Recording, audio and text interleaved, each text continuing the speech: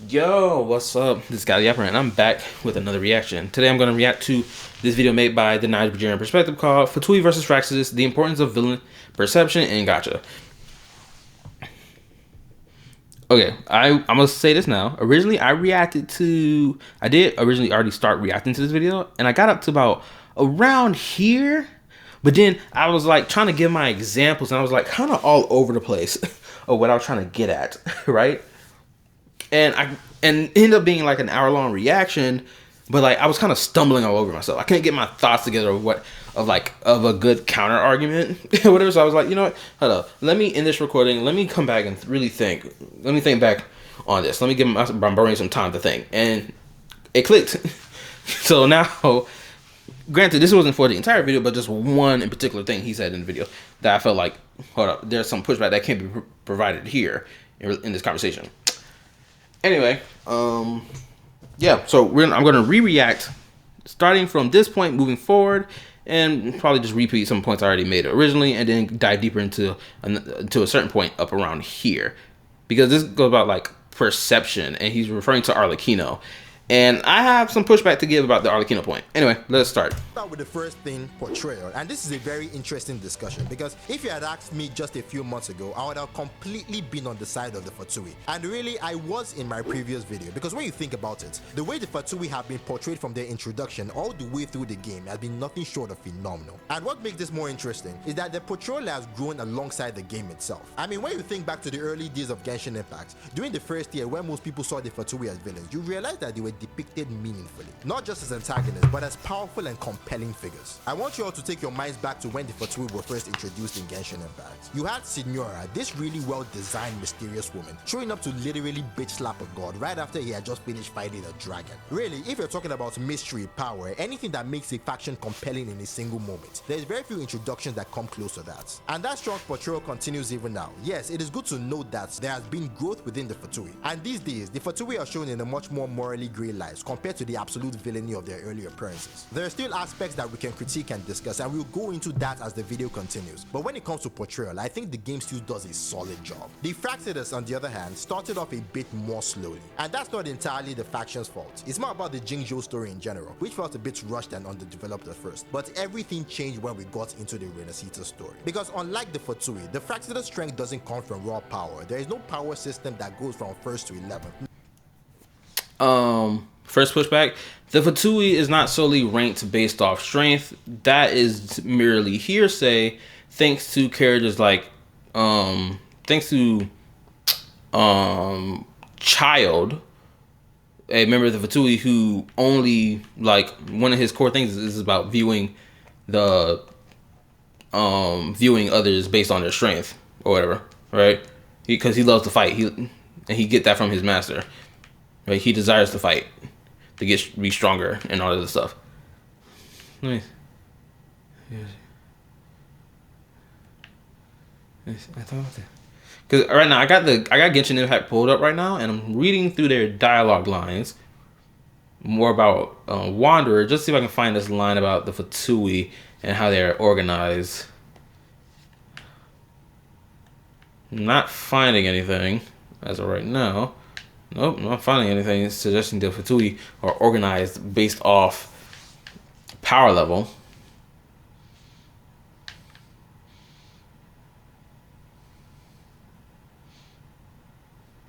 Okay, Wanderer does have this line about Child, saying he's simple of mind and not that strong of body, naming him to the lowest ranked seat, lowered the Harbinger's collective prestige. Thankfully, I'm no longer part of that group.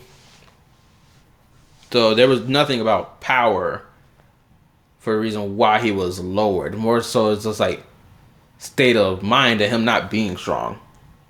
Okay, I guess you could imply power being the reason, but again, that's from the Wanderer's perspective.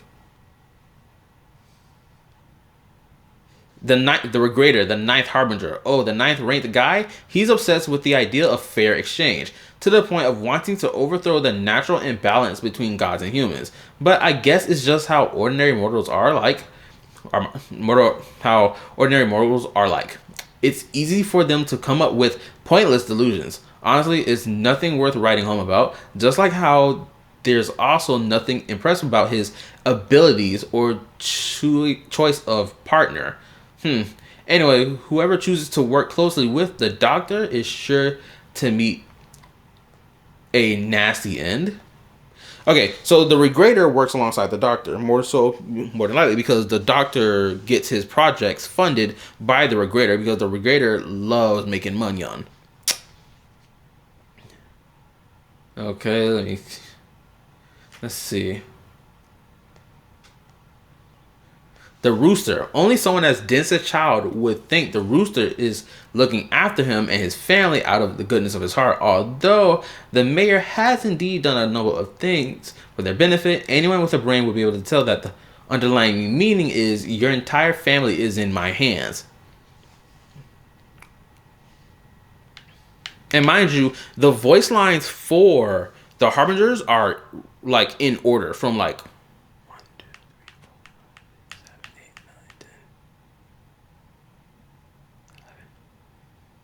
yeah, from the Saritsa all the way down to the Fairy Lady, at least for the Wanderer, is all the way counting from 1 to 11, right? And the captain, hold on, let's see. Like, power, you can assume power being the reason for the setup. Wait, 1, 2, 3, 4, 5, 6, 7, 8. Oh, wow. Wait. This is so interesting. There's 8 people on the Wanderers list that's underneath the Jester and the Saritsa, but that only gives up to 8 Harbingers. That means the Saritsa and the Jester is also members of the Harbingers. They're also Harbingers as well, right? Hold on, let me read. The Jester is known as Robert Conria. I know very little of him. Never had any kind of close association with him. He seems to want something from me, though. In the past, he's me to many important tasks, including a number of trips to the Abyss. Okay. Okay. The brave. Even my critic is demanded. After listening to some of the compliments from members of the Fatui, do you think that possessing absolute righteousness is actually a talent, a latent danger, and that without taking his great personal strength into account? Okay, so the captain, the first one to be referred to by their strength. Then the Doctor, I guess maybe this work already forced him to erase maybe his segments. I would have enjoyed. Okay, so this doesn't talk about anything. Okay, hold up. Let me go to Child, because Child may give his perspective that's a little bit different from the Wanderers, because Wanderer got a bias because he got beef with the Doctor. Okay.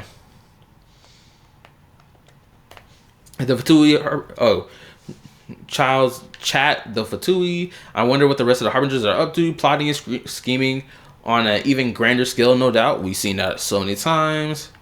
Let's see.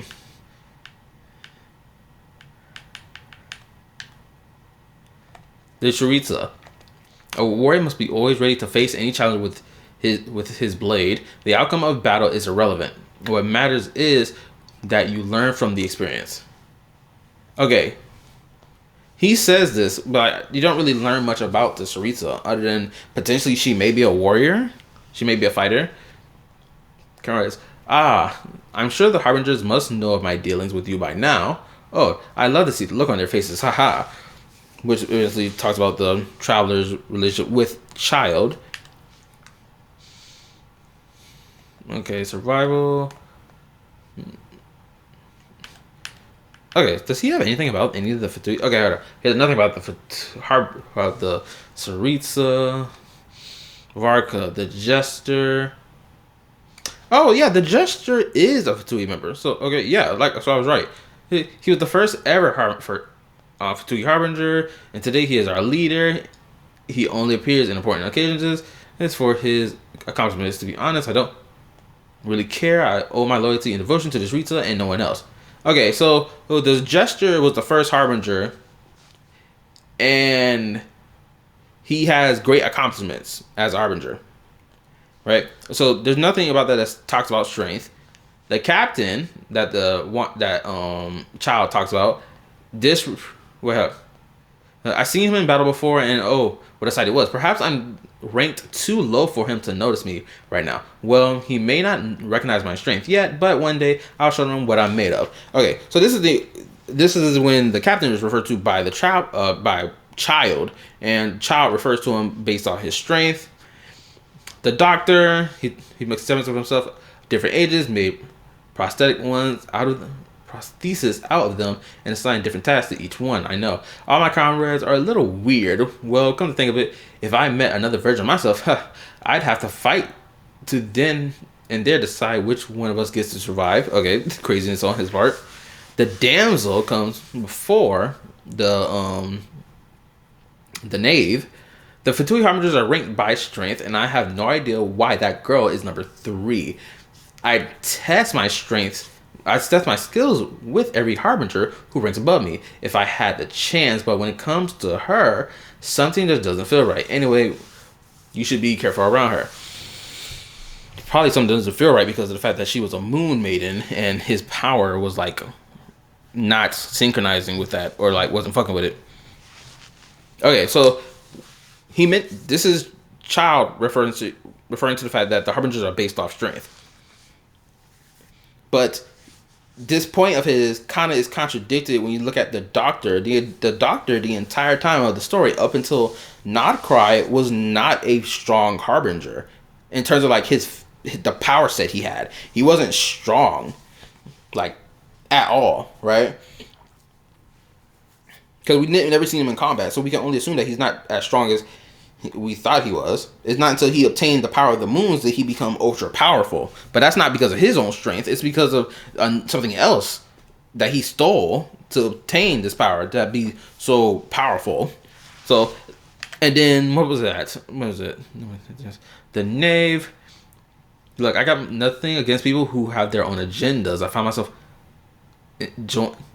joined the Fatui to get more experience in combat, but I don't like her at all. If she stood to benefit from betraying others, she'd turn against the Sarisa in a heartbeat. There isn't a same bone in her body. There's nothing about strength that's mentioned there.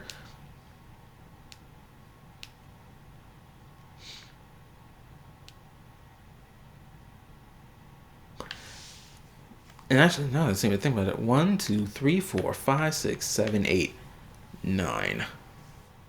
Okay, so you got voice lines about 9 individuals. Anyway, yeah, the idea that the Harbingers are purely ranked on strength is like it's put into contention. It's been something of contention due to the fact that, one, this is hearsay coming from child, someone who fucking loves to, run the fade with niggas. So it's kind of hard to believe his words of, oh, the Fatui are ranked off of strength, knowing that he's obsessed with strength, right? It's kind of hard to believe his hearsay. Anyway, let us continue. No, their strength and entertainment value comes from something arguably even more sinister. And also, we've seen the Fatui scheme and plot throughout the entire game. Strength has not been the sole reason for why the Harbingers are like entertaining to watch. If that was the case, we would have saw every Harbinger fight in the game, but we don't see that. Some of them scheme and plot in the background, while other ones are like either in the front blatantly. But even the ones that's usually in the front are the ones that's also scheming as well. So it's like it's kind of dual edge. It's not just one thing. I think that's something that needs to be cleared up here. And that is manipulation. And it's in the Renaissance arc more than anywhere else that we really see this faction refined. Through their manipulation, the story shows us a deeper, more nuanced side to the Fractors, giving the faction a unique edge in the narrative. And we really see this in the 2.4 story with a character like Crystal. And we seen, and on the manipulation point, we did see this in Inazuma's Arc Conquest with, what's her name? With El Senora and Wanderer. So, we've seen manipulation be done by the Fatui. We also seen it in Leeway as well with Child, because he wasn't being 100% honest about what he was after while he was in in Leeway. Then in Sumeru, the Fatui were also there. The Doctor and Scaramouche scheming alongside the sages of the academia to create a new god made from human wisdom. Fontaine, we didn't really see Fatui manipulation as much because the prophecy was happening. It was more of a like man versus nature plot. And then, of course, again with Natlan, man versus nature. Granted, the captain did scheme alongside Auroron in order to find a way to save Natlan against the Abyss. So there was scheming in that. And then Nightcry, we've seen scheming happen in the plot in relation to, you know, favoring our side. And we've also seen scheming in the plot related to, of course, the opposition being, you know, Dottore. Oh, hold up, wrong button.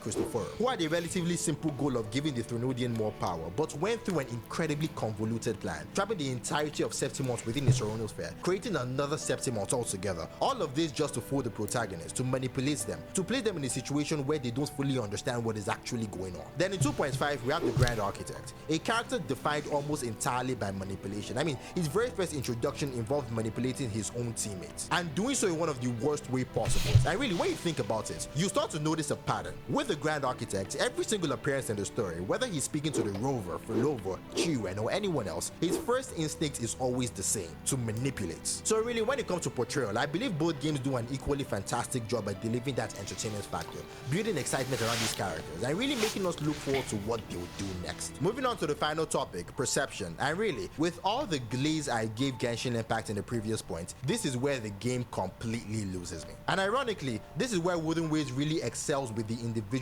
members of the Fraxidus. See, like I've said multiple times throughout this video, neither of these factions are outright villains. Both are deeply morally grey, and that moral ambiguity extends to every single member within these groups, if nothing else, simply by association. But lucky for us, for most characters in both factions, the games give us enough context to understand that while there may be good within them, it still makes sense to approach them with caution. You're not meant to fully trust these characters or put all your faith in them, and that tension is intentional. But with the Fatui, even though Genshin establishes morally grey areas among the characters themselves, that nuance completely disappears in how the protagonist perceives them, because within this story, it is basically black or white. You're either part of the friend group or you're not. And a perfect example of this is Olechino, because of all the Harbingers, I believe very few are truly as morally grey as her. She's one of the rare characters the game presents as both genuinely capable and yet also deeply reprehensible at times. Because what exactly is the deeply reprehensible points that Arlecchino has done that has shown to us on screen?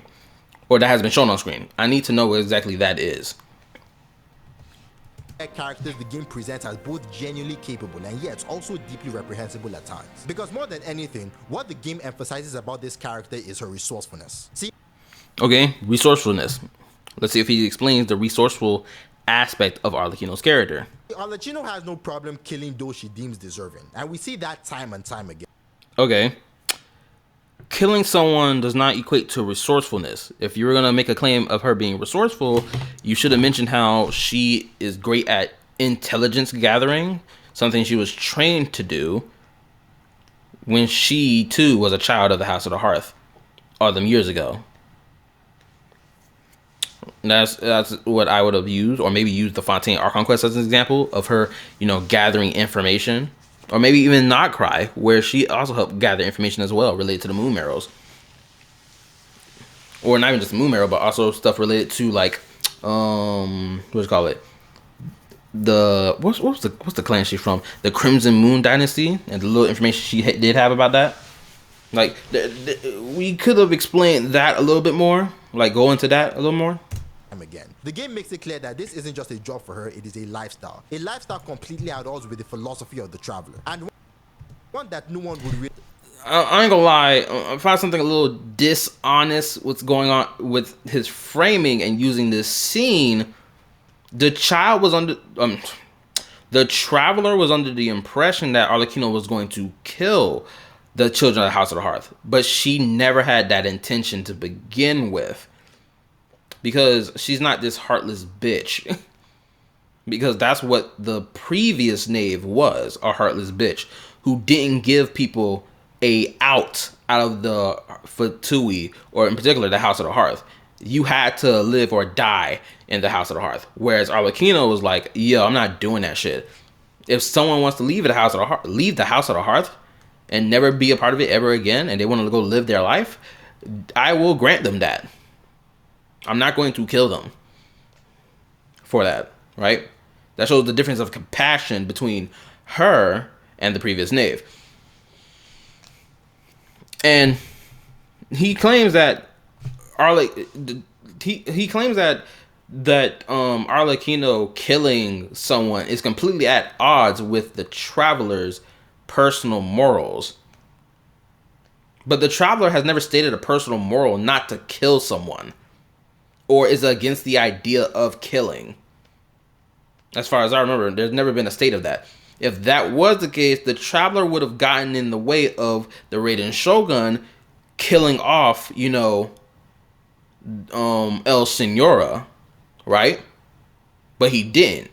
He challenged her. He challenged El Senora before the throne of the Raiden Shogun. The traveler full 100% knew what would happen if he won or lost the fight. Either he was going to die at her blade of the Raiden Shogun, or El Senora was. The reason the traveler knew this is because Kazuha told us this in the prologue story before we went to Inazuma. If the traveler was truly against this idea of killing entirely, just the act of killing someone, if the traveler was truly against such an ideal, he would have prevented the death of El Senora, but he did not. He beat her, he won, and he stood there. Killing those she deems deserving. And we see that time and time again. The game makes it clear that this isn't just a job for her, it is a lifestyle. A lifestyle completely at odds with the philosophy of the traveler. And one that no one would really... Again, he's making a claim that this is at odds with the traveler, but the traveler has never been against this idea of just killing someone who deserves it. Like even in the story quest, the Wanderer's interlude story that happened at the end of Sumeru's Archon quest, right? Even in that story, like the traveler, my bad, was very apprehensive against Wanderer, because one, the Wanderer tried to kill him on 2 separate instances when they met, and so his trust for the Wanderer is not in a good place. He's got a lot of distrust towards the Wanderer, aka Scaramouche, right? Even then, the Wanderer was like, "Yo, well, if you feel this way, how about you kill me then?" And I'm pretty sure the traveler made a smirk reply being like, "Yo, don't tempt me," or something along them lines. Actually, hold up. Let me see if I can pull it up on my phone, because I recorded this gameplay of mine of this quest a while ago, like 3 years ago, and posted it on my YouTube channel. Give me 1 second while I scroll through my phone and scroll through and see what exactly the dialogue was said between the two. I mean, I could technically try to scroll through. Actually, you know what? Genshin Impact. I literally got the game open up on my fucking PS4 right now. I could literally just go to the fucking archive and go through the story beat and see what exactly was said. Okay. Oh, wrong one. I gotta go through the other one. Hold up. Quest overview. Hit me with the traveler log. Alright. So I'm about to travel all the way back to Sumeru. Let's head to the interlude chapter. Inversion of Genesis was the quest. The beginning of the quest. Let's scroll.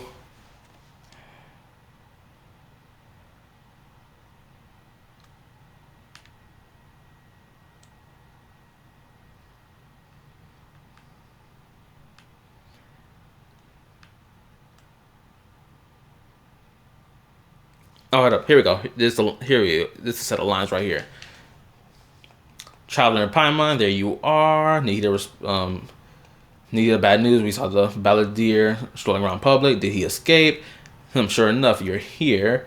Hey, what are you doing here in the Sanctuary City Star? Aren't you supposed to be locked up? I know you must have a lot of questions. Please allow me to explain. It was my idea to set the balladeer free. We made a deal, and he's going to do some investigation into Emerald for me. A deal. What did you expect? Why do you think Sumeru would keep me around otherwise? Or maybe killing me is all you can think about. But if that's the case, why haven't you done it already? Don't flatter yourself. It was Nihida. There's still some mysteries Nihita, wait up, don't fly yourself. It was Nihita said there was some mystery. So if it were up to you, you'd finish the job. Guess I had you all wrong. There I was thinking you were just getting cold feet. The traveler, after the wanderer says this, right? After the wanderer says this line of implying that, oh, so that means you would have finished the job, right? I guess I had you all wrong. That means the wanderer had the idea in his head that the traveler was not someone who was willing to kill if necessary, similar to how Arlecchino will not kill unless necessary, right? The traveler's legit dialogue line isn't even something you get to choose at all. He has a blank response to what the balladeer is saying. And I have to interpret that as, yeah, the traveler would have put you in a body bag if given the choice to do so. He would have done it. So the idea that the traveler is opposed to the idea of killing is just not true. Especially what we can interpret from this line here that I pulled up. Granted, unfortunately, y'all can't see it because, PS4, I'm recording my reaction on my laptop. It's impossible.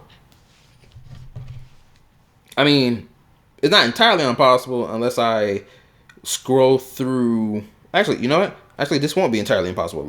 I'll be able to pull this up. I just gotta scroll all the way back in time to this story quest or this interlude chapter. Where is it? Where is it? Here we go. Forgive me that this reaction is taking a little longer, but this is what y'all, subscribe for.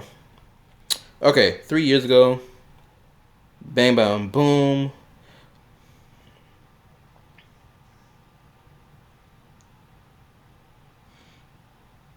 Okay, here we go. Let me see if I can pull this up.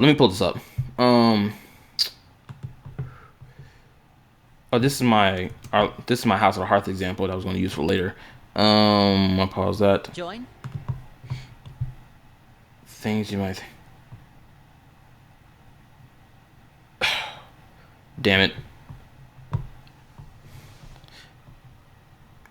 Forgive me. This thing is just going to be a little minute. Oh, I just finished doing my reaction. Or not reaction to this entire live stream, but my video relating to, the damn spinning event I had got going on. That's what this clip is for. Bro, where's the history section? I need to go to the history section. Okay, where are we at? Here we go. History. Here it is, right here. Had to click on my phone so I can get to this point. All right. Instead of reading this line, I'm gonna show y'all what I'm talking about instead, because the evidence is honestly, it hits harder than just talking. Let's get this right. All right, play. Bad news. We just saw the balladeer strolling around in public. Did he escape or? Ah, it's him! Sure enough, you're here. Hey, what are you doing in the sanctuary of Surastana? Aren't you supposed to be lacked up? I know you must have a lot of questions. Please, allow me to explain. It was my idea to set the balladeer free. We made a deal, and he's gonna do some investigation in Irminsul for me. A deal? You sure you trust this guy? What did you expect? Why do you think Sumeru would keep me around otherwise? Or maybe killing me is all you can think about. But if that's the case, why haven't you done it already? Don't flatter yourself. It was... Nahida said there's still some mysteries in you to figure out. Ah, so if it were up to you, you'd finish the job? Guess I had you all wrong. There I was thinking you were just getting cold feet. You see that blank dialogue? I have there is no other way for me to interpret that as other than the traveler most definitely would kill the wanderer. At this point in time, he would have killed the wanderer if one, Nahida hadn't made a deal with him, and that he didn't still have mysteries and secrets that he had that are valuable. If he didn't have those things, without a shadow of doubt, the traveler would not have hesitated to, end the life of the wanderer. Or at this point in time, Scaramouche. I have to interpret this line as the traveler being like, yeah, I would have done it, but I'm keeping my mouth shut. Right? There's no other way for me to interpret this line.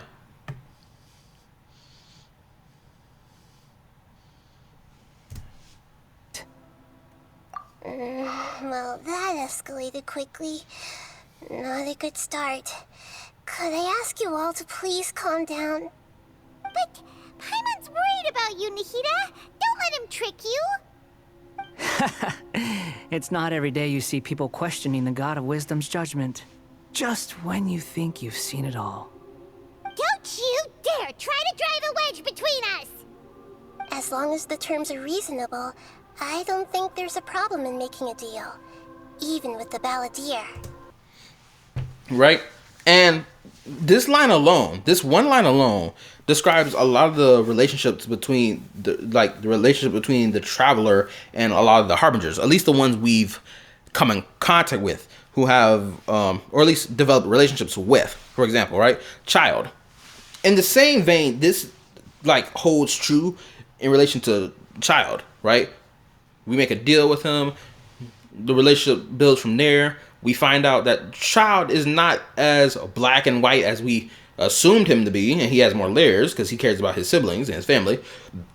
And then the next one after him was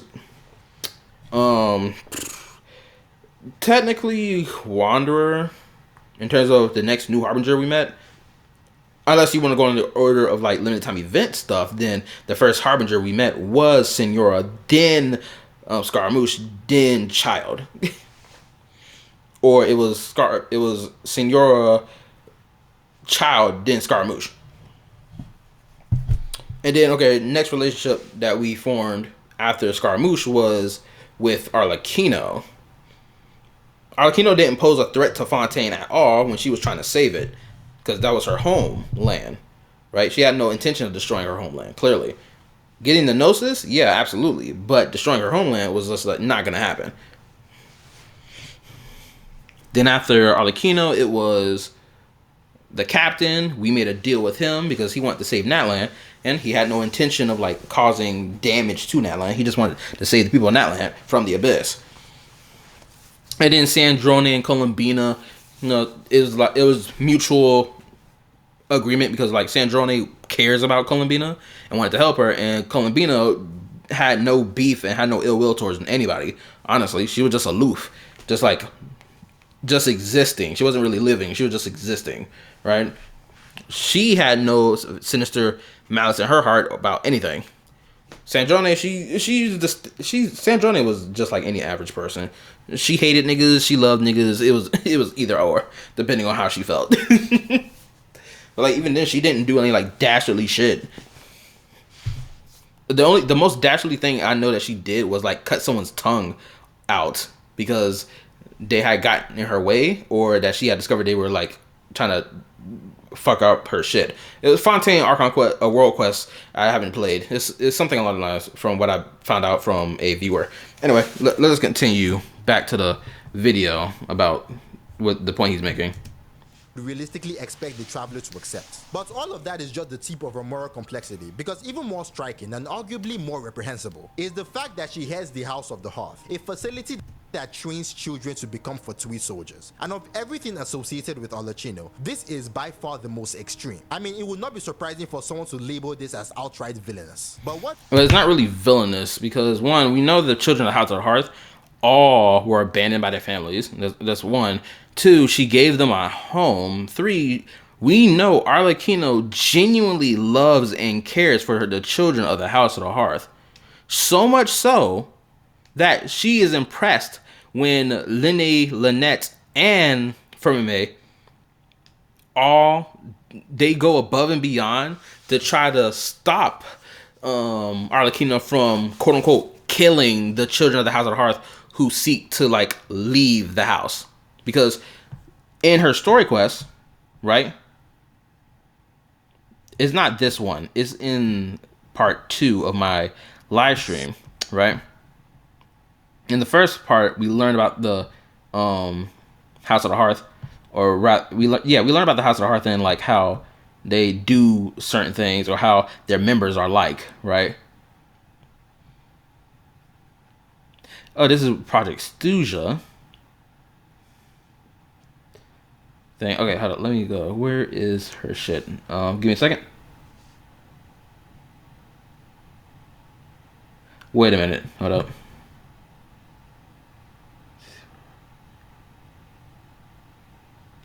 How long is this video? Okay. Hold up. Let me scroll. Okay, here we go. Let me click on this so I can show you the point I want to make.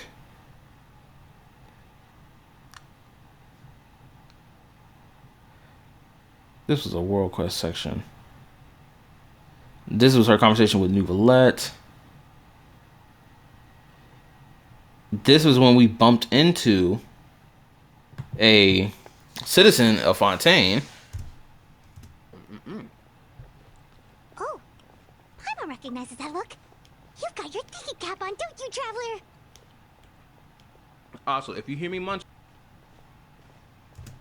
the knave may seem relaxed, but she didn't seem to be joking earlier when she said those who betray the organization must pay with their lives. I think she's serious about punishing those kids, right? So in this moment, he thinks that something bad is going to happen to the children because they want to leave the organization, right?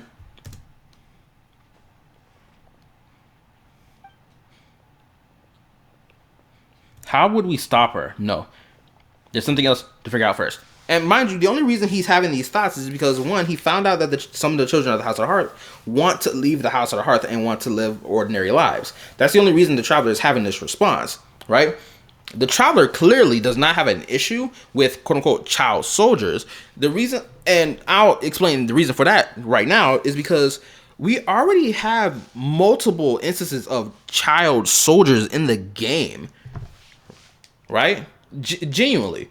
Let's be real right now. Think back all the way to Mondstadt. One of the first limited 5-star characters in Mondstadt was fucking Klee. Klee is a member of the fucking Knights of Favonius, a militarized organization in Mondstadt that essentially does like all the diplomacy and all this other shit, like defending the city and the nation, along with like running the government of Fontaine of Mondstadt.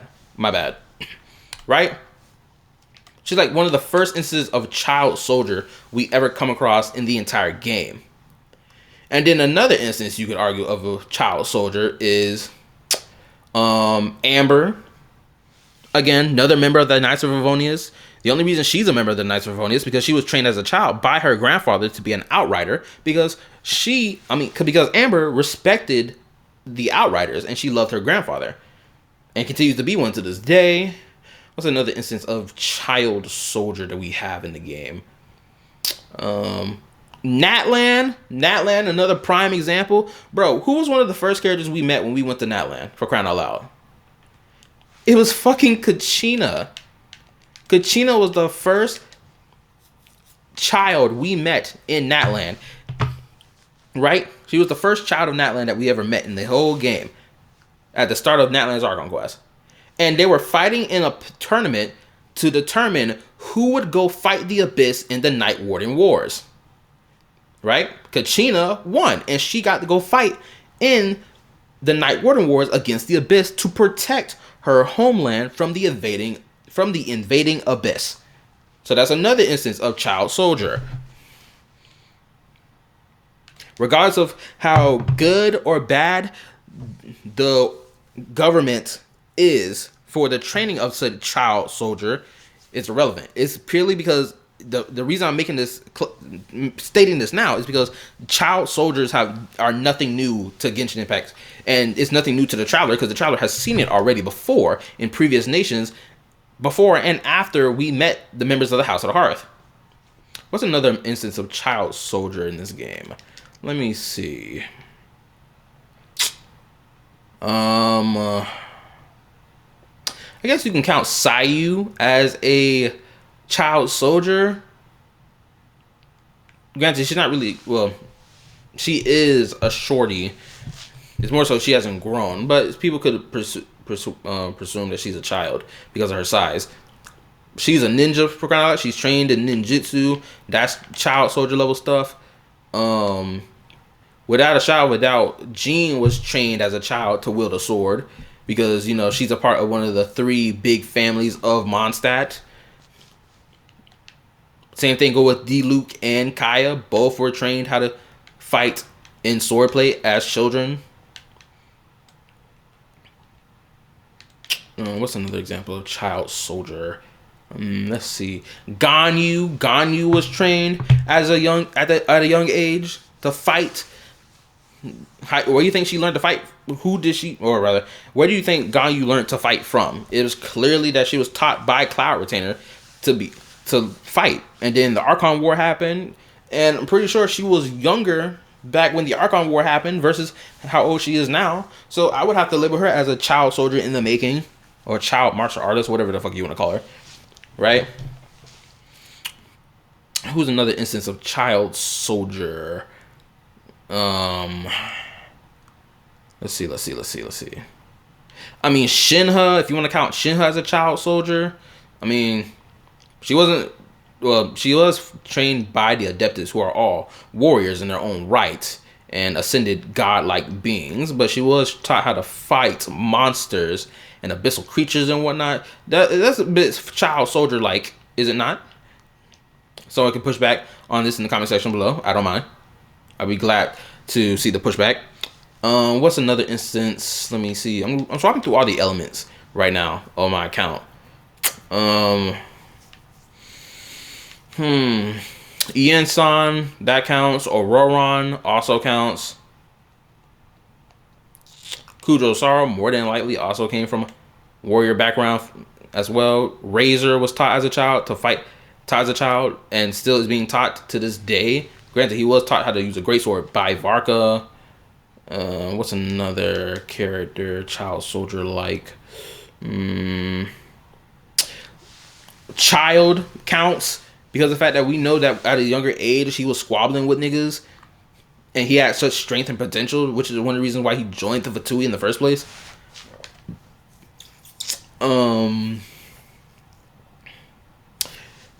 I don't know if I want to count Ching Chio as a child soldier, but he was taught in swordplay.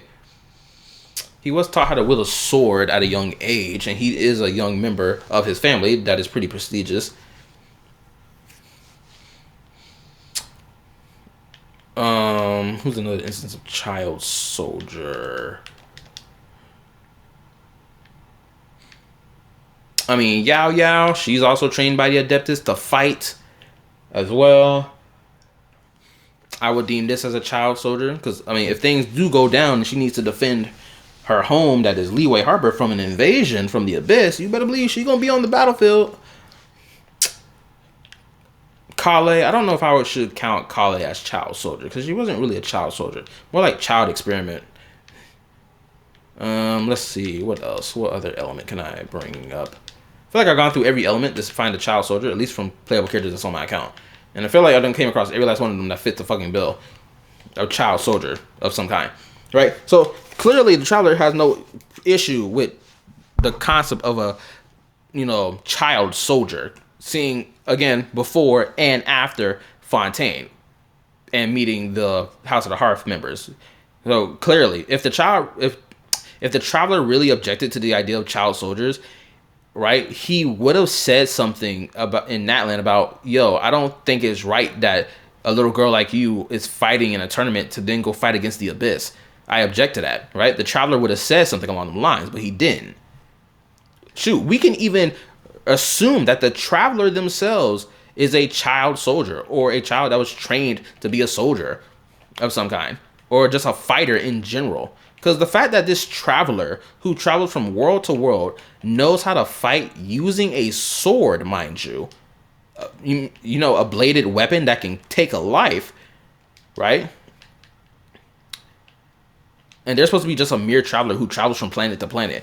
So if that's the case, why the fuck does he know how to wield a sword? Clearly, someone trained this nigga when he was younger how to wield a sword. Clear as day. Other than that, it wouldn't make sense for why he knows how to wield a sword. Right? Unless someone thinks of a reason. Anyway, I think I made that point clear. Let me go back to here. Oh, another thing too about Arlie. Oh, hold up. You know what? I'm gonna wait. I'm gonna let this continue. What is even worse, in my opinion, is how the game tries to diminish just how villainous this entire situation actually is. It's not really villainous. You're deeming it as villainous. It's not really villainous, especially considering the fact that we've seen the child soldier thing throughout the entire game up until this point. It's not something that's exclusive to the Fatui. Again, the Natlan point. Child soldier going to fight against the Abyss? Like, no. Like, if we're going to ridicule the Fatui for doing this, we need to ridicule the entirety of Natlan for having child soldiers. Because they do have them. Don't get it twisted. Not every playable character we met from Natlan is an adult. Clearly, some of them are young adults, teenagers, kids. It's like, clearly. And it does this through something I really don't appreciate in the way Arlecchino is treated as a character, especially as the head of the House of the Hearth. See, the game leans heavily into whataboutism. They created a character, the former head of the House of the Hearth, who was truly reprehensible. I mean, an outright villainous character that genuinely did not care about anything beyond her individual goals. Someone so villainous that she's willing to sacrifice anyone, even the children under her own care, just to achieve those goals. And because of that, Arlecchino, who does things a bit better, gets placed into this strange position where the game suddenly nudges the players into thinking that yes, she might be extremely morally good. This isn't suddenly nudging her in there. It's purposely nudging the viewer into that position. Because we got to see how the House of the Hearth was ran before Arlecchino and how it's being run now that Arlecchino is in charge. This wasn't some random writing decision. It was purposeful.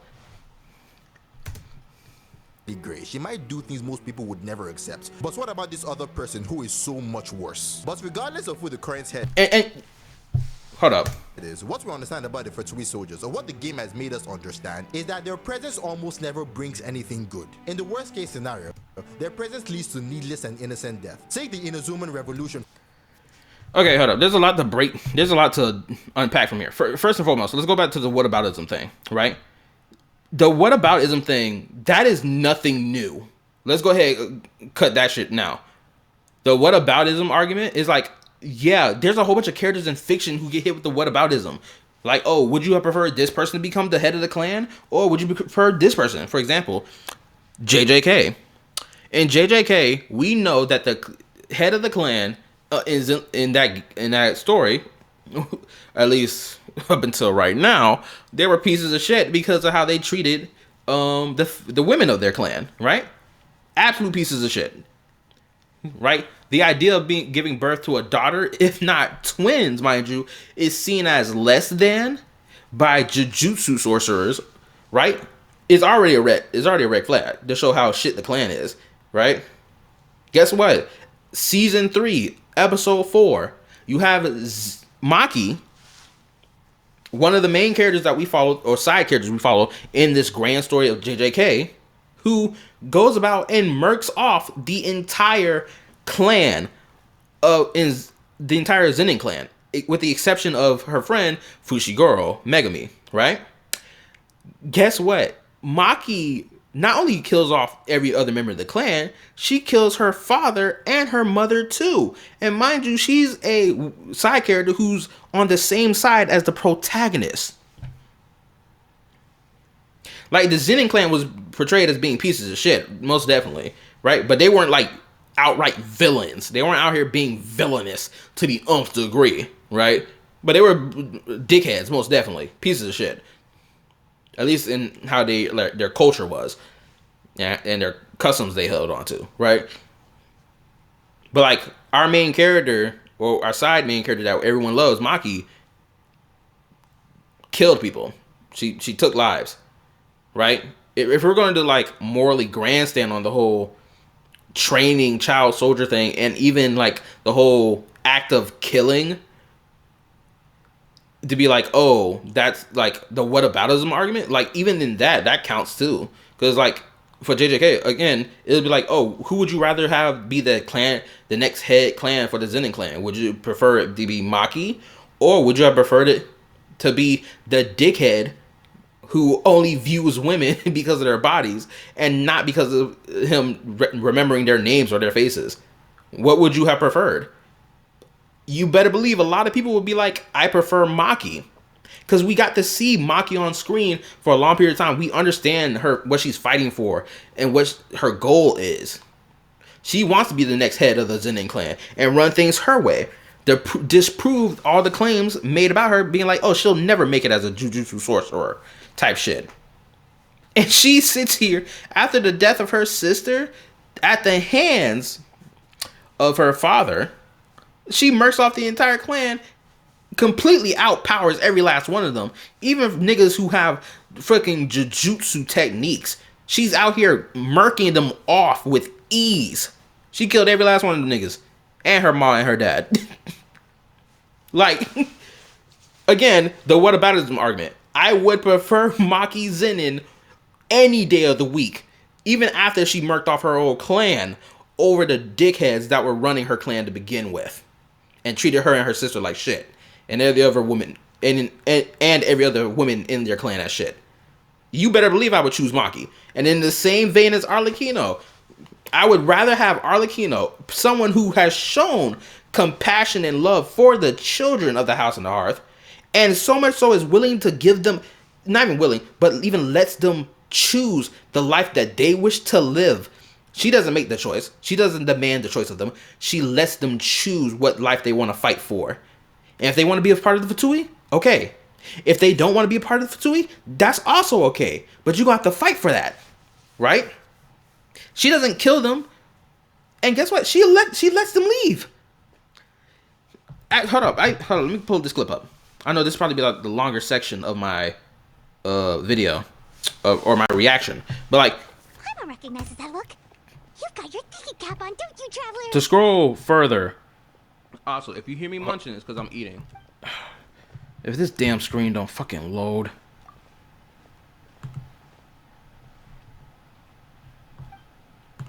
Okay. I gotta scroll to when we went to fight.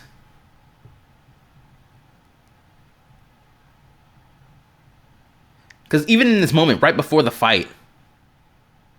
Right? Let me go up to right here.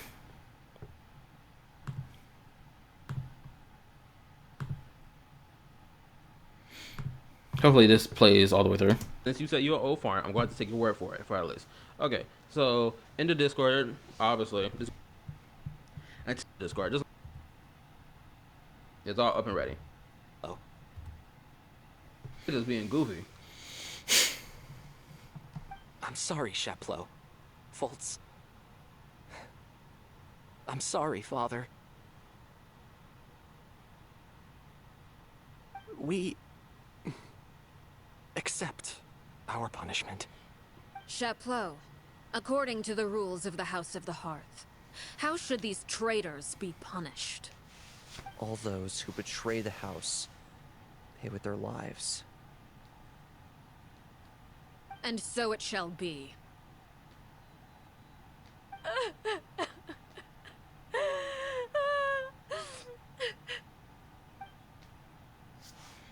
Look at them. Every last one of them feel bad about this. But guess what? These are the rules. They have to follow the rules. Granted, none of these niggas know the truth of Arlecchino's actions or her intentions, right? So they think that she's following because the Arlecchino that they know, she follows the rules to the letter, and she holds her house rules to the nth degree, right? From their point of view, because they don't really know Arlecchino like that. The Traveler, on the other hand, did, and even watch the scene right here. Check it. This family kind of crazy, bro. A fight about to ensue. We got three. Please wait. We got 3 vision wielders, and y'all don't think y'all can run. You got the Traveler right here. You don't think you can run the fade with Arlecchino? Let's be honest, nigga. I would run the fade. Run the fade. I would personally.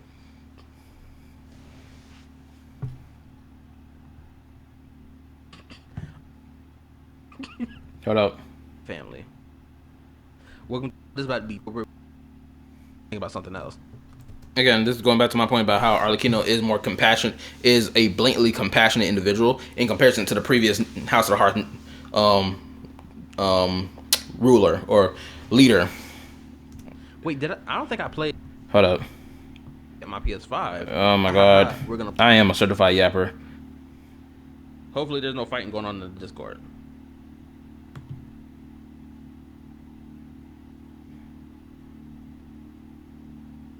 Order, once given, cannot be rescinded.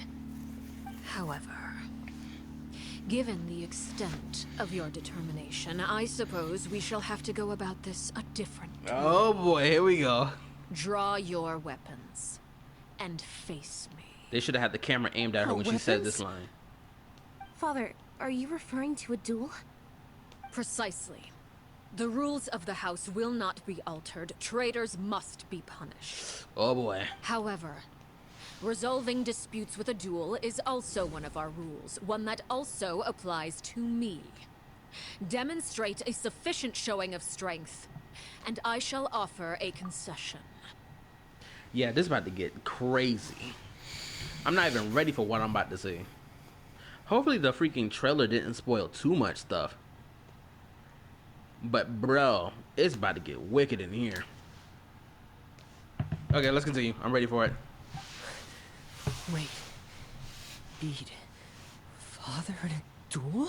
He having a panic attack. Impossible. Father is way too strong, even for Lenny.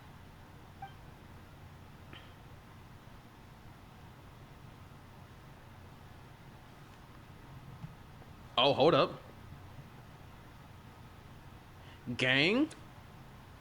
They ready to roll? Pick up your sword from me. You a tough nigga. Pick your sword up, boy.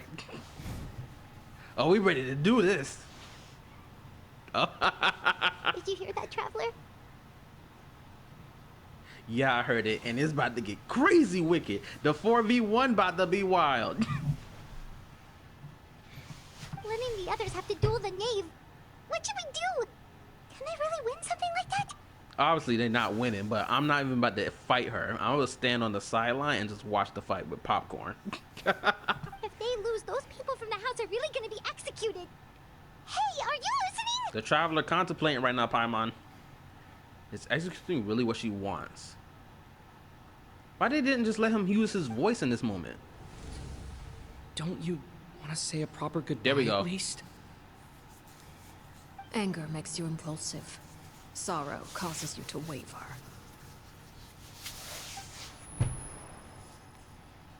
Back then, she never actually answered my question. Okay.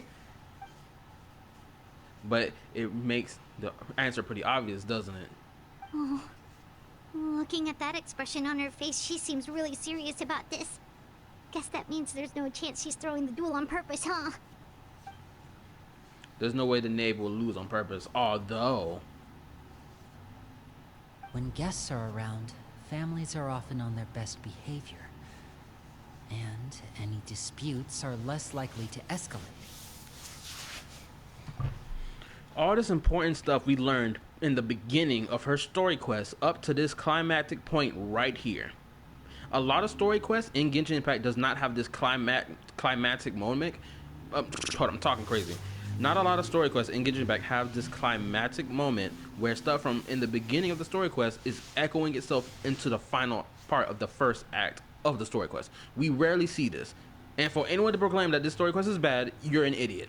Genuinely. I don't care what your opinion is on it. You're dumb. You're stupid. You don't know what you're talking about. You're talking out of your ass. Anyway, let's continue. When the time comes, make the choice that you deem most appropriate in the situation, and lend your help to the House of the Hearth. AKA I'm about to help them run the fade. That's what that means. What's wrong, Traveler? Hey, where are you going? Yeah, go ahead and get over there and pull that sword out, boy. Traveler? Let's go, the dual sword. You know what time it is. You know what time it is when he pulled the dual sword out. Ain't even his equipped weapon. Also, I can't wait for the Traveler to have his actual weapon. I want that weapon to be crazy whenever that day comes. But anyway, you know what the dual sword means. It's time to get active. It's time to get shiesty. It's time to start dancing on graves. Talking crazy. Anyway, I'd like to see what the fourth of the Fatui Harbingers can do. You feel me? The gospel music Fatui Harbingers. You're asking to join the duel against the knave? If that's okay. Yeah, when the data, either the sword gonna transform abandoned you crazier, that'll be pretty. I've been fighting. Dueling ring at our disposal, after all. All I would advise is this. Keep a firm grasp on your weapon, and give it your all. Any less, and you may just lose your life. Not too much. We know that she was fucking around when it came to this portion of the story. We know she was fucking around. We know this to be true because she didn't actually even kill her children at all.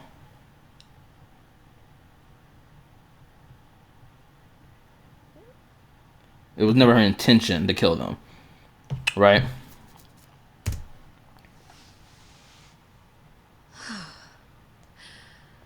I believe we can end things here. It's not often that we get to enjoy the company of guests, after all. We wouldn't want things to get too out of hand. I also will say this. I was really hoping for the traveler to have like some flashback moment where he sees the destruction after she looked him the crimson. Flashbacks.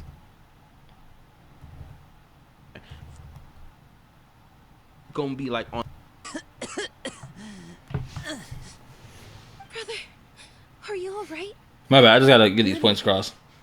Given that I am the victor of this duel, as agreed, the punishment stands.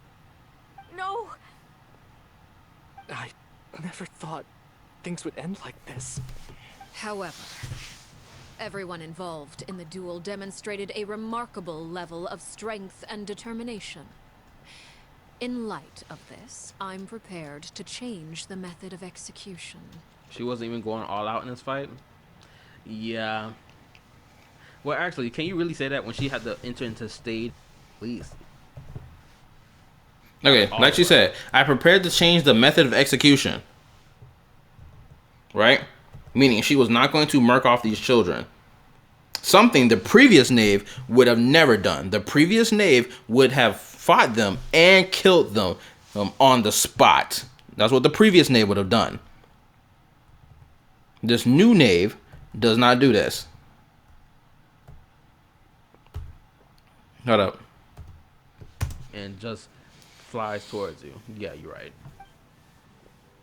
Elwar, the bottled flames I gave you for safekeeping. Do you still have them? Yes? I wasn't sure what they were for, but I've kept them super safe. I didn't lose a single one. Wonderful. Then, in just a moment, I'll have you administer them. Bottled flames? Indeed. They're the product of a secret experiment. Under certain special circumstances, flames can be extracted from my person and preserved. I knew she was gonna pull some stuff like this. I freaking knew it. I knew she was gonna pull something like this.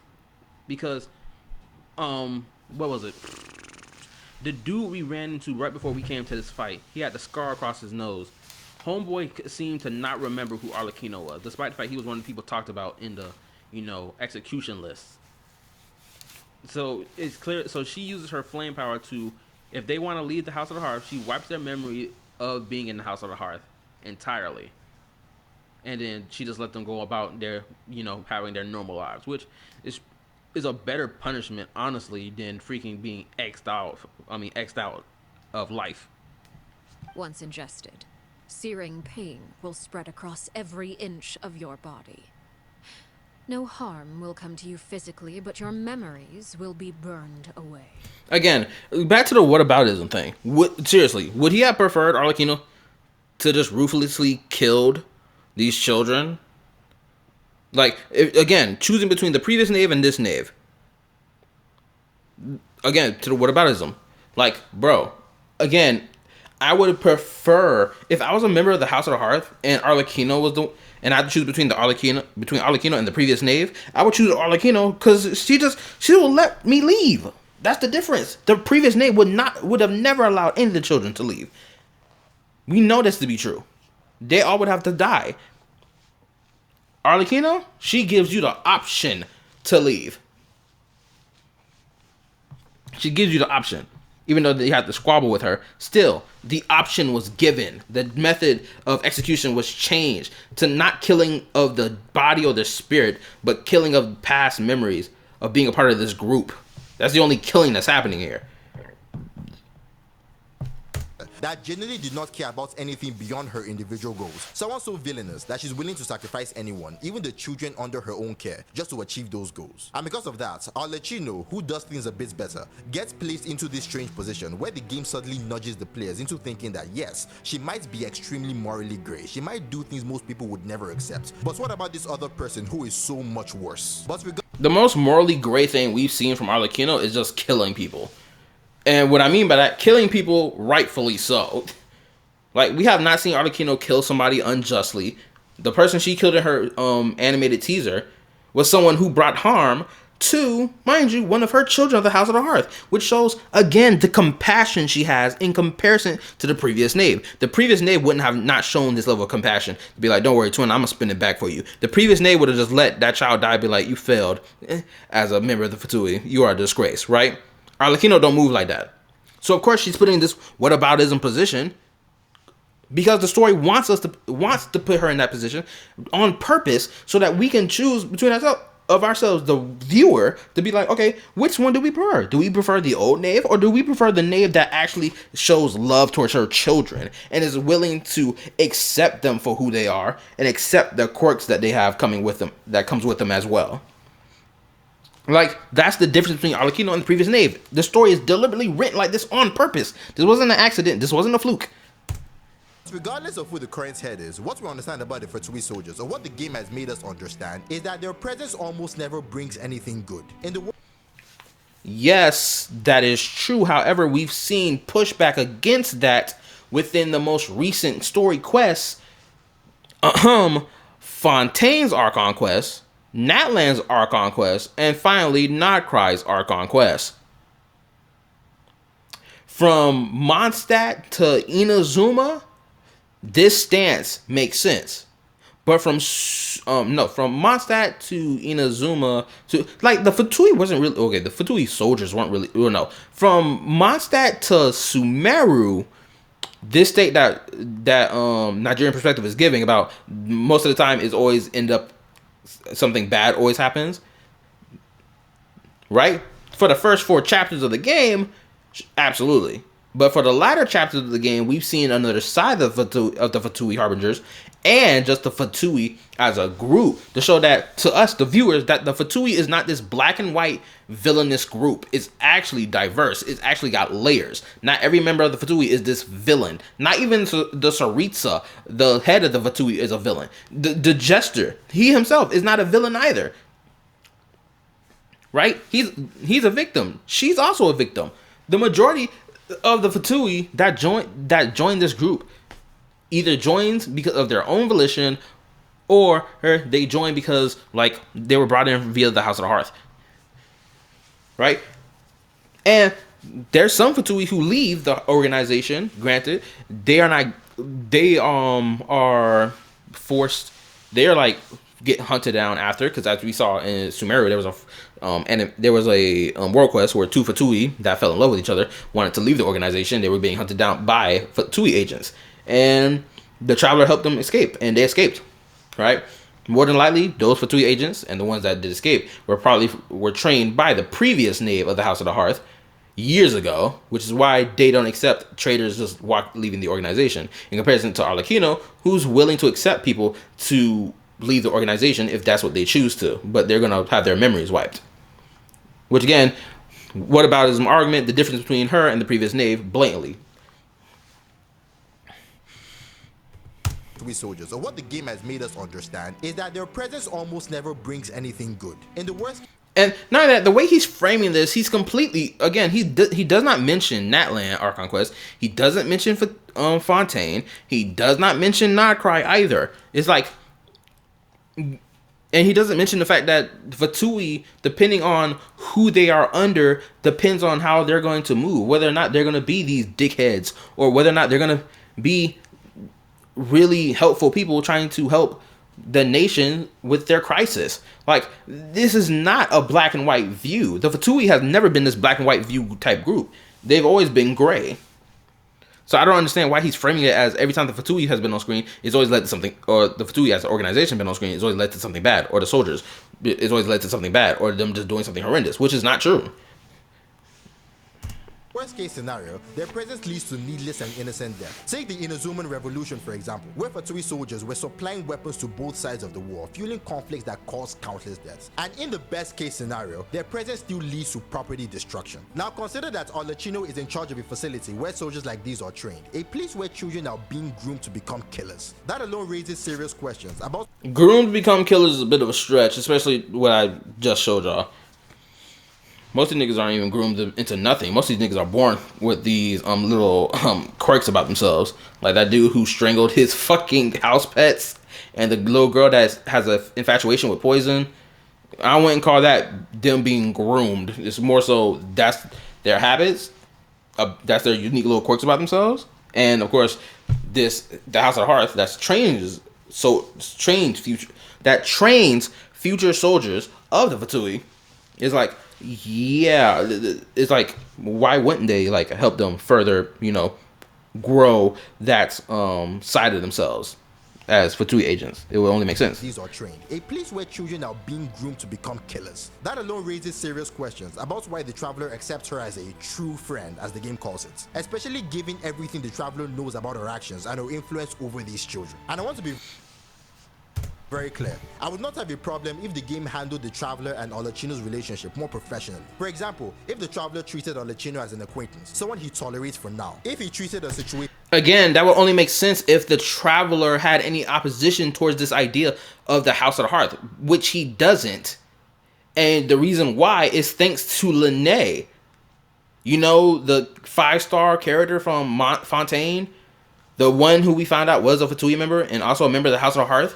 It's through him why the Traveler has no objection towards child soldiers. And there's other instances, as I mentioned earlier in the game, for why it is the Traveler has no objection towards this idea of child soldiers. Because he's seen child soldiers already in previous regions before we even came across the House of the Hearth.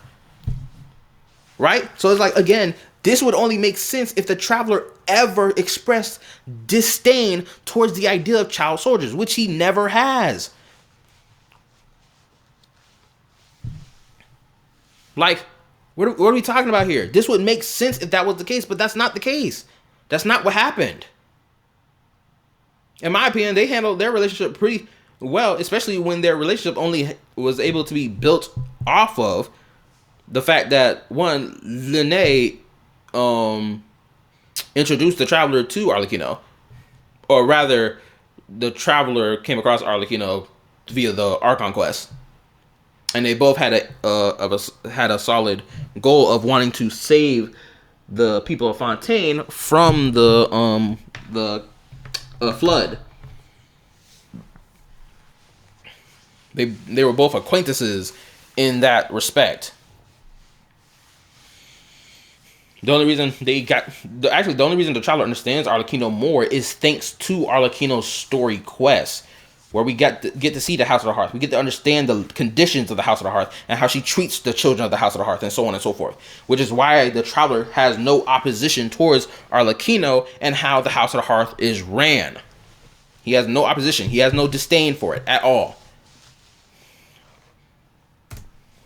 As one he simply doesn't have time to fully process but plans to revisit later. That would make complete sense. The problem is that the game goes out of its way to push the idea that Arlecchino isn't just neutral or complicated, but part of the best guys, a very close friend to the Traveler, someone he fully accepts without hesitation. And that's, more than anything, is one of the biggest issues with how the Fatui are portrayed recently. Because this doesn't just apply to Arlecchino, it applies to many other Fatui harbingers, who, as I mentioned earlier, are in the very least complicit in this horrific action by association, but who also also have done their own separate atrocious things. Yet the game treats them as if those actions have little to no consequences in how the traveler perceives them. That's not entirely true at all. First and foremost, Child. The only reason Traveler is friends with Child is because, one, Child is the one who made the friendship, not the Traveler. Let's go ahead and make that clear. The Traveler was not friends with Child when they first met. They were acquaintances. And when they fought each other, guess what Child said? Child was like, yo, anyone I cross blades with, I consider a friend. So that's what that friendship is built on. Purely on the fact that they cross blades with each other. It's not built on shared morals or whatever, because they even state in the game, Child even state in the game, like, yo, what we did back there, it wasn't even nothing personal. It was pure business, my guy. That's all it was. There's no need for us to no need for you to take it that seriously, right? And then guess what? We play his story quest. We find out more about him. We understand him more as a person, right? That's the whole point of character story quests, for us to understand them better as characters. And again, if the Traveler had such grand moral objection to what Arlecchino was doing when it comes down to the House of the Hearth, the story would have went out of their way to express that. But clearly the Traveler has no issue with that, seeing as, one, we've seen multiple child soldiers, or come across a handful of them, both before and after that moment with in Arlecchino's story quest. We got to understand how the House of the Hearth was run previously versus how it's run now. Are there actions that the Fatui do that the Traveler doesn't fuck with? Of course. Right? But he recognizes that not every Fatui member is the same as each other. Not every last person is like this scheming piece of shit individual like the Torre, for example. Right? Sandrone. We haven't really seen much evil, quote unquote, that Sandrone has done throughout the entire game. Child. The only amount of evil that you could say is evil was him unleashing Osawa, Overlord of the Vortex, who would have brought destruction to Liyue Harbor. But we already knew that that was planned out by Zhongli, even though Child had no idea of that. Inazuma,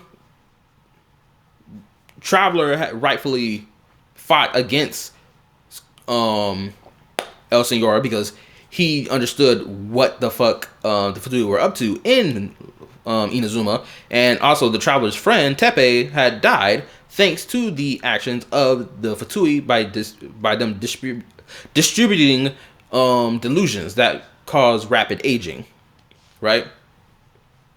And so what happened?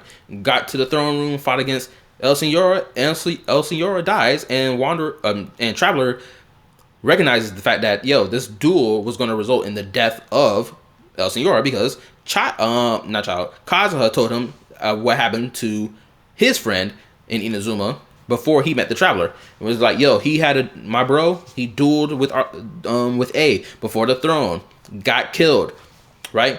It's not even about who has what the high moral standard is. It's just simply the fact, this was a fight to the death. If you lose, you lose. If you win, you win. Simple. It's as cutthroat as that, right? And guess what? We experienced that through the story. If the Traveler was so against killing, he would have not allowed A to kill El Señor, but we know that's not the case, right? When it came down to the Wanderer, right?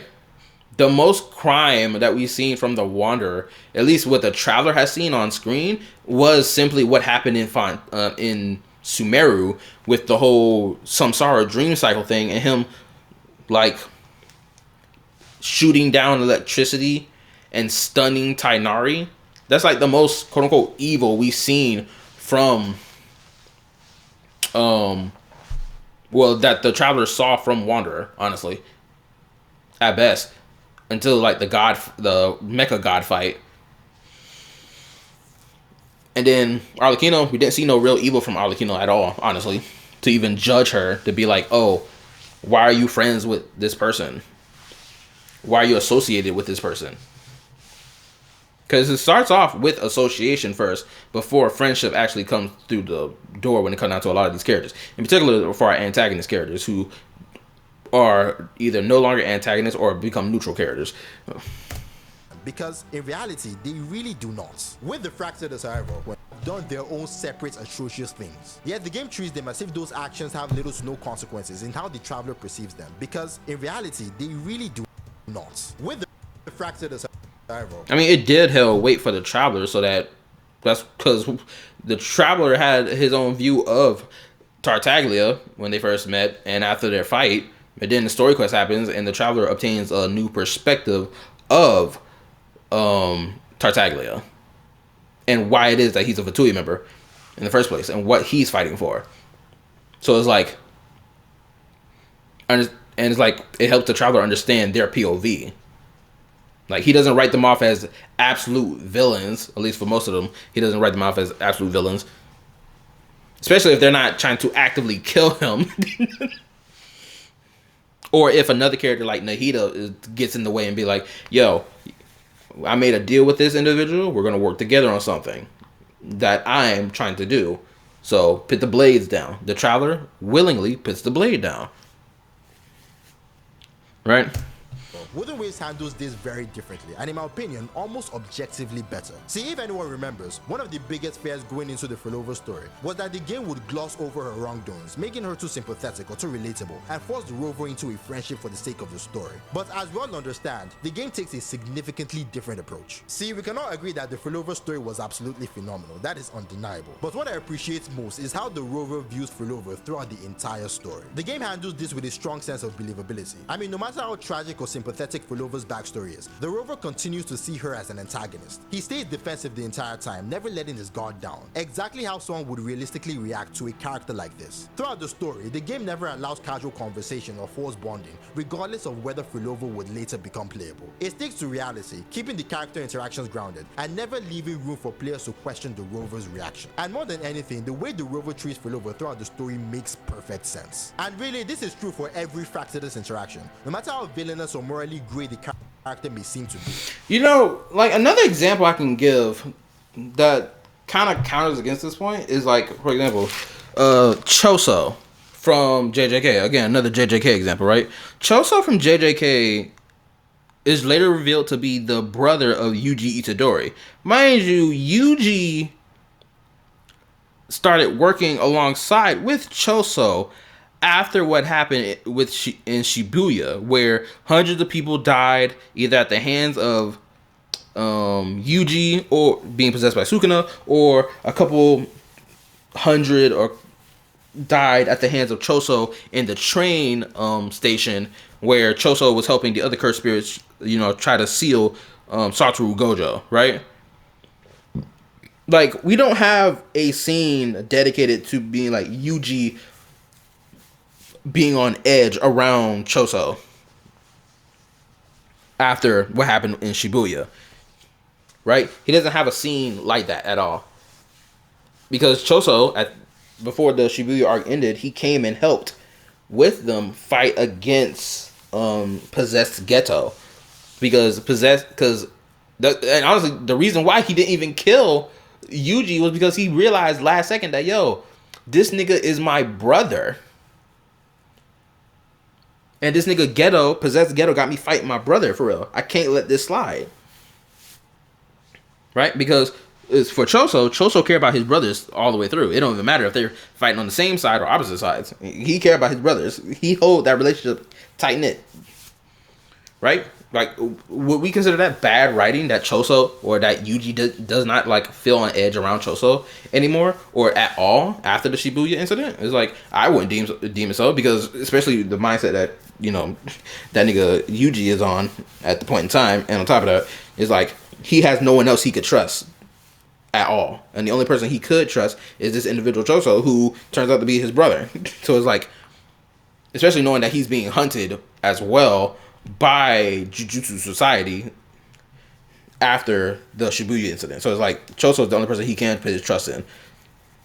The only person he can put his faith in to, like, help him do what he needs to do.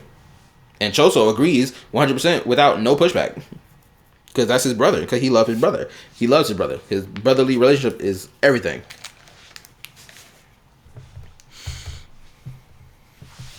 Now, again, with the Arlecchino point, we first interacted with Arlecchino in the Archon quest. right? And right then and there was the relationship was like professional, right? Because it's not like, oh, we immediately were just like her friends or some shit when she first appeared on screen. That's not what happened. We were associated with Arlecchino because of one, Linne, and two, because of Farina, because Farina was being questioned by Arlecchino, and Linne was a member of the House of the Hearth, which, you know, homegirl Arlecchino runs. And throughout the entirety of the Archon quest for Fontaine, right, Arlecchino goes above and beyond to help the people of Fontaine survive the crisis. So naturally, in the eyes of the Traveler, it's kind of hard for the Traveler to just write her off as this immediately villainous individual that he needs to stay on edge around 24/7, knowing that she's also helping try to prevent the crisis in some way, type, or form, or help the citizens evacuate before the flood begins, which is in line with the Traveler and the rest of the playable characters of Fontaine, who want to try to stop the prophecy of the flood from coming to pass, right? And then after that, then goes into and knowing that the Traveler, thanks to the efforts of the Traveler, the children of the House of the Hearth continue to live to this day alongside with Arlecchino. Is like, it's kind of hard to be like, just jump straight back into, oh, me and you got beef with each other. And it's like, after all that, you still got beef? Huh? To me, the beef would kind of feel unjustified at that point. Because Arlecchino hadn't done anything to the Traveler to justify the beef to begin with, other than, oh, well, she's a member of the Fatui. Right? And it's like, it's mad important for why we have story quests to begin with. Right? Because, like, honestly, from how this story going for Genshin, it seems that, you know, the Traveler may end up becoming a member of the Fatui, and may end up getting in that number 6 seat, honestly. That's granted my own personal headcanon. But I have the sneaky suspicion that may be the case. Seeing as he has a lot of association with certain members of the Fatui, not every last one of them, but certain ones, thanks to him helping them out or them helping him out, and like exchanging favors, right? That the Traveler obviously repays back in kind, naturally, and they as well, because it was a mutual beneficial relationship at the point in time for their deals that they've had with each other. So it's like, again, I can't fully agree with the idea that, oh, the relationship between the Traveler and Arlecchino was something that was like botched, knowing how much screen time they've had together from the original state of it being just like associated, or not even like even associated. Honestly, it was barely anything associated between the two, other than the fact that she knew X character and he also knew X character. It didn't evolve into association, right? Thanks to Arlecchino's story quest.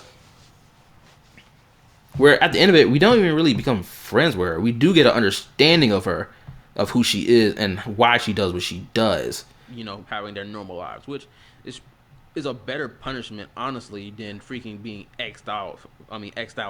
Ah, crap. Once ingested, searing pain will spread across every inch of your body. No harm will come to you physically, but your memories will be burned away. If you can withstand the pain, when you awake, you'll have forgotten everything. Hold up. Only one of us was going to make it until the end. And I always hoped that person would be you. If I could do it all over again, I still don't think I would make a different choice. Even when I first met you, I knew you'd be able to do what I couldn't. Is that so? Even now, I'm not sure I truly understand what kind of freedom you were trying to pursue. But as the head of the House of the Hearth, and as the children's father, I've tried to give them the most basic of freedoms. The freedom to choose their own fate. Biggest difference between, again, the previous knave and her. She gives the children choice. It's something I discussed with the Eudex of Fontaine. The children who want to leave the house will have their memories wiped clean of all secrets pertaining to the organization. In return, they will be allowed to live a normal life in Fontaine without being prosecuted for their past. What a W father for real. Honestly. Shoot. In this quest, you'd have to, like, are we gonna argue with Nouvelette's like reason for why he just allows them to like not be, you know, persecuted for their past crimes or whatever, past actions, right?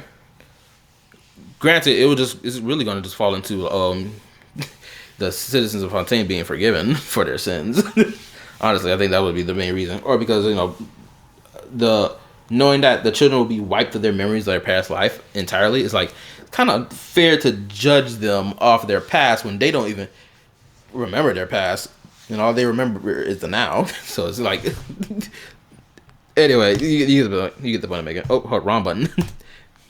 Even though she whooped their ass viciously. Of course, I won't simply hand freedom to them on a silver platter. They have to fight for it and prove themselves worthy of it. Only freedom that is earned has true value. That's more than enough. That's exactly the kind of life I was fighting for. You know, Perry, I think you're a pretty amazing king, and a really great father, too. I'm really happy that you're the one who took over the house. I guess I do have one regret, though. I still haven't seen the outside world. Well, it just so happens that our dear guests over here have been to many nations and traveled to countless places. Perhaps they would be willing to tell you what the outside world is like. Really? Yeah, Paimon can tell her everything. Of course! We've traveled all over the place. We've got so many stories, we could probably talk your ears off for 3 days straight. Exactly. What a heartfelt moment. I don't understand how nobody can understand this. Granted, I need to stop repeating this, but y'all get the point. I hate misinformation being spread around. Talk about the land of the Animal Nation. Talk about the Geo Nation. Talk about the Electro Nation. Talk about the Dendro Nation. The Dendro Nation probably was the most interesting.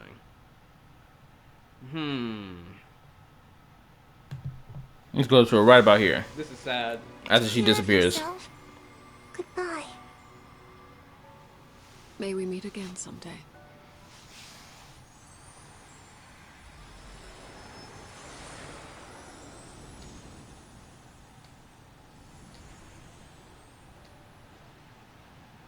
Like Everything.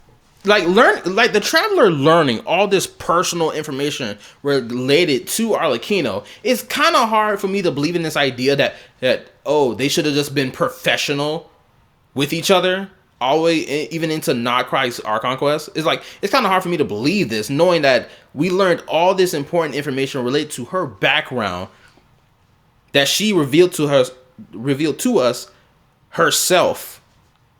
And it's like, how can we want her to still be associated instead of being the traveler's like friend or like someone that they're familiar with to a degree? Like, especially to this degree, knowing that this nigga know all your personal information. Like, for example, if some random person ended up coming into my life for whatever reason that may be, and I like share a bit about my personal life with them, and they witness it for themselves as well and become invested in it, is like, I don't know how I wouldn't call that person my friend at this point, or at least at that point in time. Everything in this story quest was related to Arlecchino. So soon. Paimon didn't even get to finish her story. I also have certain sentiments left unsaid. I wanted to tell her that the aurora I saw in Snezhnaya was just as beautiful as the ones in the pictures. But a shadow's memories reset at dawn. Had we delayed any longer, we wouldn't have had the time to say goodbye. Talk about shameless plug. Can I get a sub from you? I already gave. Hold up, Thunder King. Are you in the Are you? Ignore Cause I that. know Come on. it's got help Hopefully, I haven't doing this reaction for too long. for the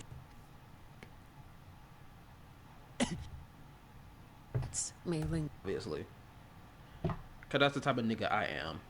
Whatever regrets may linger, let them be lost to the coming of a new day. Father? It's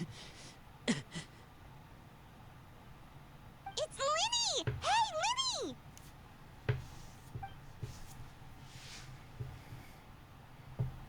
Oh. What are you doing back here? Let's go check it out.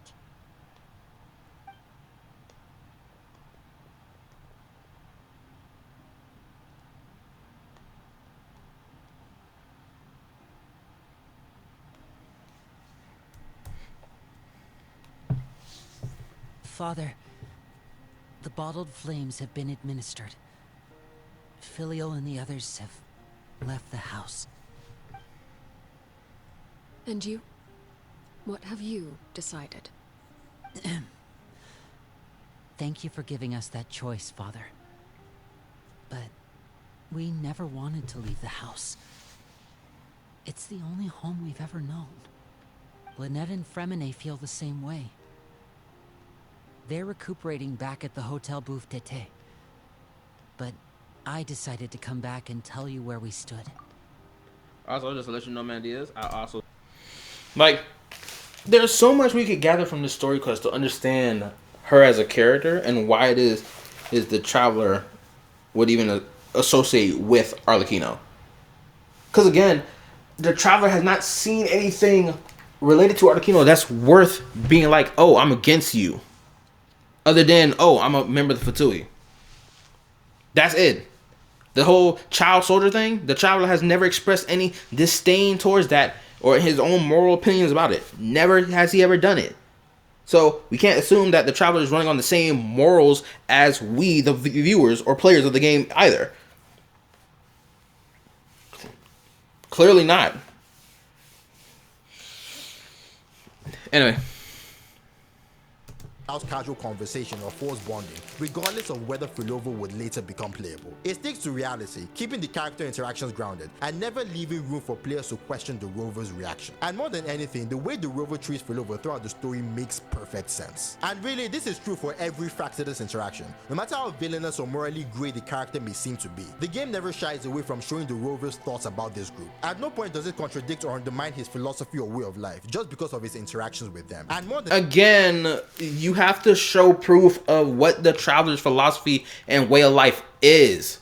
You can't sit here and make the claim that this is what the Traveler's philosophy and way of life is without providing proof of it to support your point of, oh, the Traveler just threw that to the side just to befriend villainous individuals. Like, bro, can you please provide the proof of that? We need to actually see that. Provide an example from the story that shows this. It's not hard to do. Oh, my lord. This is one thing that just irks me about videos like this. It's like, you can't just make this claim and then don't go in depth about it. Show me the proof. Show me the proof in the pudding of this. Don't talk about it vaguely. Show me the clip on screen of the Traveler just throwing away their own personal morals or them stating their personal morals about something and then not following through on it because they met a member of the Fatui and just bent over backwards and just say, oh, you're my friend now. Come on, you gotta show me this. Actually, now I'm thinking about it, I wonder if the Traveler has any voice lines dedicated to how he feels about the Fatui. Let's see. Alchemy courses the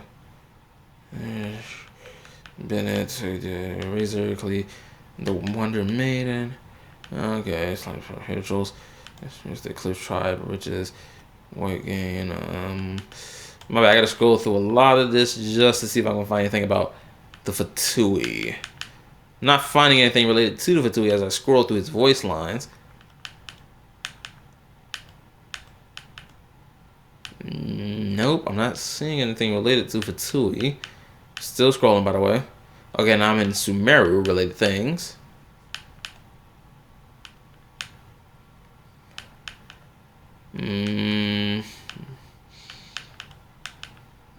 Nope. Nothing related to... Nothing related to the House of the Hearth at all, nor the Fatui, as I'm scrolling through all these voice lines.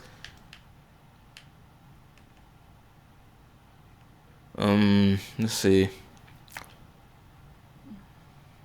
Nope. Not seeing anything related to anything about the Fatui in here.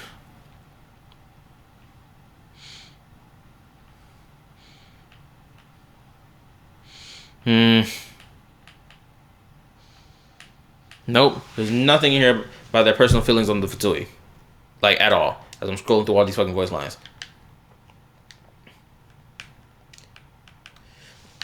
Anyway, let's finish this video. I know this is a long reaction. More than anything, that consistency is what makes the interaction between the rover and the Fraxidus genuinely interesting and believable. Now, as to which group is better between the Fatui or the Fraxidus, I honestly cannot say. Like I mentioned at the start of the video. Anyway, I need to say this as well. It is clear as day that the story for the Fraxidus and how they're meant to play a role in this, in their story, is not the same as the Fatui either. The Fatui, all the Fatui seek is to take fate into their own hands so they can guide themselves without the gods. They want to seize the authority of the gods. Not to cause world domination, but purely because they want to be set free from the fate that the gods of Celestia has imposed onto the world and onto humanity. That's what they want. As opposed to the Fraxidus. The Fraxidus don't want that.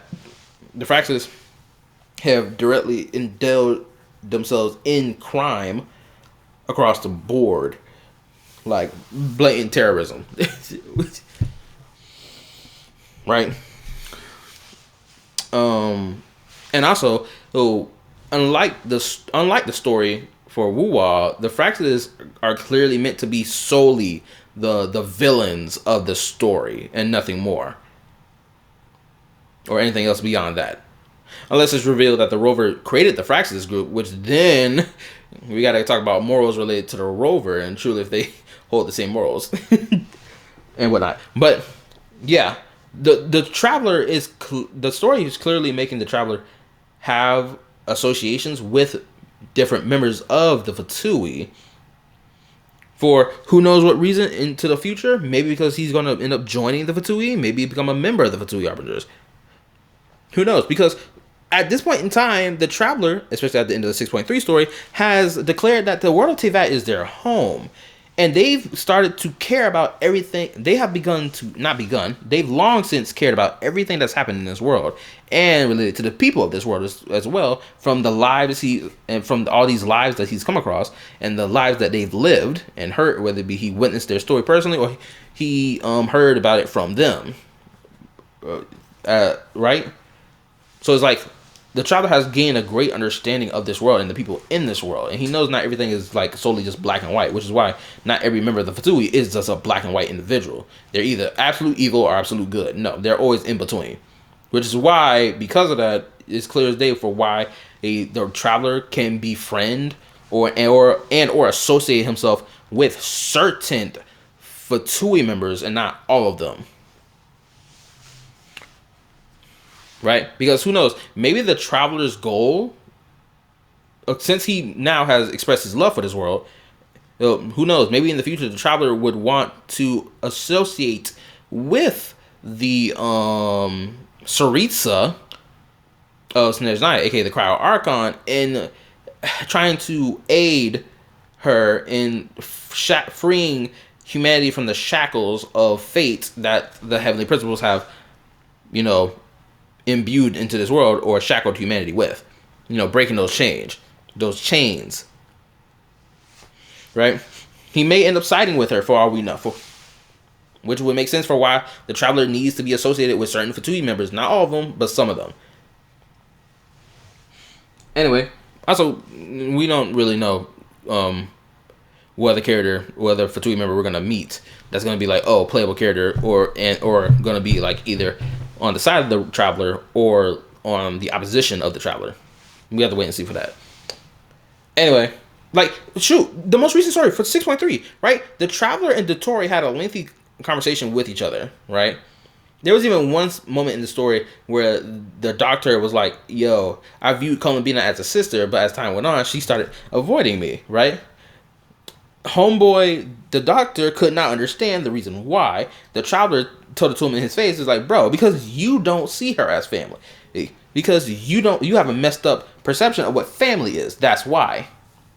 And honestly, the family argument may be another reason why the Traveler was more than willing to, like, befriend Arlecchino, seeing as she deeply cares about the children of the House of the Hearth as her family and her friends. She clearly deeply cares for these things.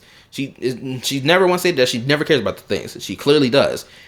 And for all we know, the Traveler more than likely relates to it because he too loves and cares for his family and friends. Which is another reason to befriend Arlecchino, honestly. In my opinion. Anyway, that's the end of this reaction. It's going on like 5 o'clock in the morning. So, I'm going to end this here. Y'all tell me y'all thoughts about my point about Arlecchino and whether or not you agree or disagree with it. Show your support towards this video as well.